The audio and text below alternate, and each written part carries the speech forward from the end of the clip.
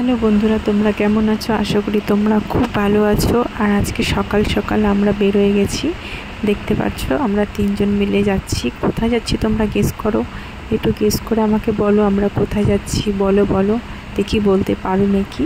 আজকে আমরা সকাল সকাল উঠেই স্নান করে, তিনজনই স্নান করে নতুন জামাকাপড়, নতুন না সরি মানে ধোয়া জামাকাপড় পরেই বের হয়ে গেছি। আমরা যাচ্ছি এখন মন্দিরে। হ্যাঁ, আজকে হলো সোমবার, তার জন্য আমরা আজকে মন্দিরে যাচ্ছি। একটু ভগবান শিবজির মাথায় জল ঢালবো, তার জন্য আমরা ভোলেনাথের মাথায় জল ঢালার জন্য আমরা এখন যাচ্ছি মন্দিরের দিকে। আর আমরা তিনজন মিলে তার জন্য বেরোয় পড়ছি। আর আমার মেয়েকে দেখছো, মেয়েকেও আমরা নিয়ে যাচ্ছি জল ঢালতে। মেয়েকে দিয়েও আমরা জল ঢালাবো, মেয়েকেও পুজো করাবো, তার জন্য মেয়েকে নিয়ে যাচ্ছি সাথে করে। আমরা তিনজন মিলেই আজকে জল ঢালবো, তার জন্য আমরা সকাল সকাল আজকে বেরোয় পড়ছি। মেয়ে তো যার জন্য খুবই খুশি। মেয়ের খুশির কোনো ঠিকানাই নেই। মেয়ে গাড়িতে বসলে প্রচণ্ড পরিমাণে খুশি হয়ে যায়, এত খুশি হয়ে যায় কি করবে বুঝতে পারে না। যাই হোক, আমার মন্দিরে যাওয়ার সময় অনেক কিছু কেনার ছিল, কারণ আমি কোনো কিছু কিনতে পারিনি। হঠাৎ করে প্রোগ্রাম হয়ে গেছিলো মন্দিরে যাওয়ার, তার জন্য আমাকে অনেক কিছু কেনাকাটা করতে হবে। তাই বসে বসে মনে করছিলাম যে কী কিনবো, কী কিনতে হবে মন্দিরে যাওয়ার জন্য। তো আমি সেগুলো গাড়িতে বসে বসে আমি মনে করছিলাম। আর মেয়ে করছে সমানে বদমাশি। দেখতেই পারছো, ওর বদমাশির কোনো শেষ নেই, চলেই যাচ্ছে গাড়িতে বসে বদমাশি করেই যাচ্ছে, সমানে দুষ্টুমি করেই যাচ্ছে। এই দেখো, সব সময় মুখের ভিতরে হাত, যতই হাত সরে না কেন মুখের ভিতরে সব সময় ওর হাত থাকবেই থাকবে। আর মেয়েকেও আমি পরিয়ে দিচ্ছি সবুজ চুড়ি। হ্যাঁ, সবুজ চুড়িগুলো অবশ্যই কাচের না, এগুলো প্লাস্টিকের। আর পুজোর জন্যই জাস্ট পরিয়েছি, পরে আমি খুলে দেবো।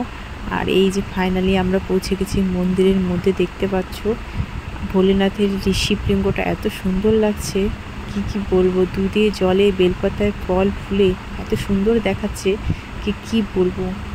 মেয়েকে যখন পাশে বসালাম, মেয়ে তো একদম চুপচাপ হয়ে গেছে, চুপচাপ একদম ঠাকুরের দিকে, শিবলিঙ্গের দিকে তাকিয়ে গেছে।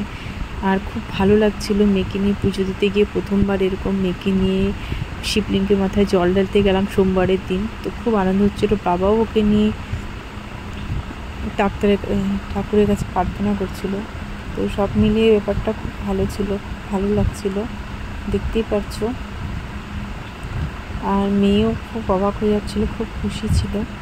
তো আমাদের খুবই ভালো লাগছিল, কারণ কি মেয়েকে নিয়ে ভেবে গেছি পুজো দিতে।